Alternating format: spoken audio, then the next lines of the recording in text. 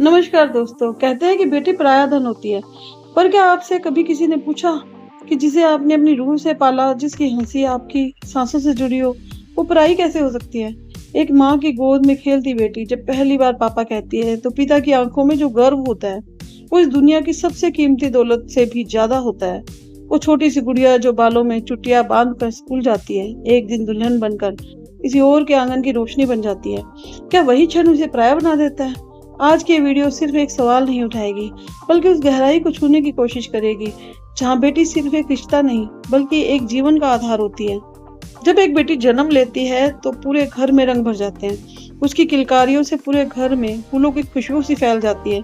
बेटी को देखते ही माँ को खुद की परछाई नजर आती है और पिता को एक कारण मिल जाता है दुनिया से लड़ जाने का। जब बेटी पहली बार चलती है, गिरती है, उठती है, माँ दौड़ती है, पिता मुस्कुराता है।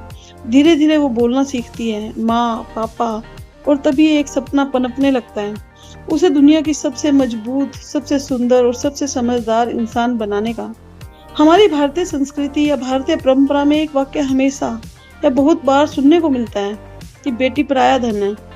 यह वाक्य शायद संस्कार देने के लिए कहा गया था कि बेटी एक दिन दूसरे घर जाएगी, पर क्या इसका मतलब यह है कि वह अब हमारे दिल से उतर जाएगी?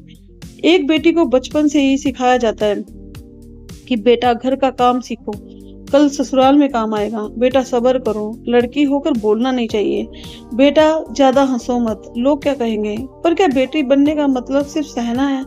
बेटी को तैयार तो किया जाता है किसी और के लिए, पर जिस दिन वो घर से जाती है उस दिन माँ का दिल खाली हो जाता है और पिता की आंखें उस ओर टिकी रह जाती है जहाँ वो लाल जोड़ा पहनकर बेटी जा रही होती है। जब बेटी की विदाई होती है ना, तो ऐसा लगता है जैसे कोई दिल का टुकड़ा साथ ले गया हो। माँ की आंखों में आंसू होते हैं पर होठ हंसी में भीगे होते हैं। पिता जो अब तक सबसे ज्यादा मजबूत थे, अचानक चुप हो जाते हैं, क्योंकि जिस पराये धन की बात की जाती है वो असल में सबसे ज्यादा अपना होता है।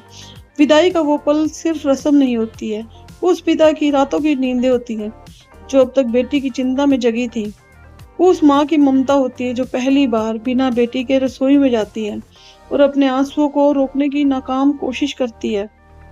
पर क्या आपने कभी गौर किया है कि बेटी ही वो रिश्ता है जो सबसे ज्यादा जुड़ा होता है? शादी के बाद भी वो माँ की हर रेसिपी फोन पर पूछती है, वो पापा की दवाई के टाइम पर उन्हें कॉल करती है, राखी पर वो चाहे कितनी भी दूर क्यों ना हो एक चिट्ठी या गिफ्ट जरूर भेजती है।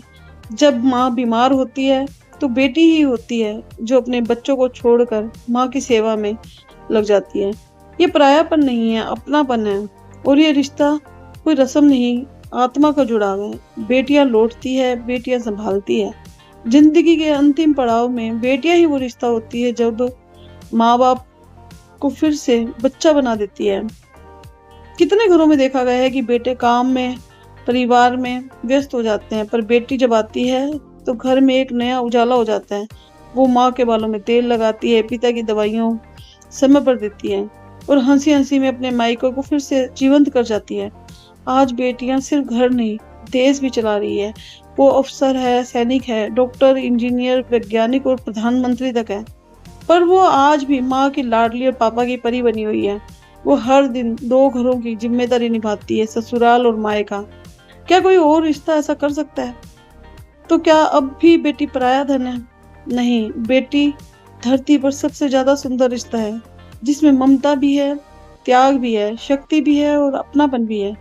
पराया उसे समाज कह सकता है, पर जिसने उसे पाला हो उसके लिए वो कभी पराई होती ही नहीं। एक बेटी घर की इज्जत भी होती है, भावनाओं की गहराई भी होती है। वो फूल की तरह नाजुक भी होती है और लोहे की तरह स्ट्रोंग भी होती है। वो शक्ति है जो टूट कर भी किसी को संबल दे देती है।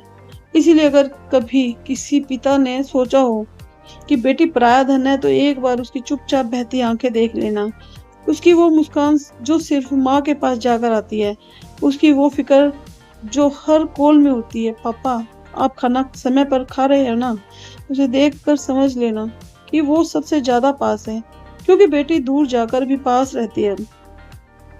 अगर ये वीडियो आपको पसंद आए तो इसे अपने दिल से सुने और इसे महसूस करें और हर बेटी को बताएं कि वो पराई नहीं है, क्योंकि वो तो सबसे ज्यादा अपनी है।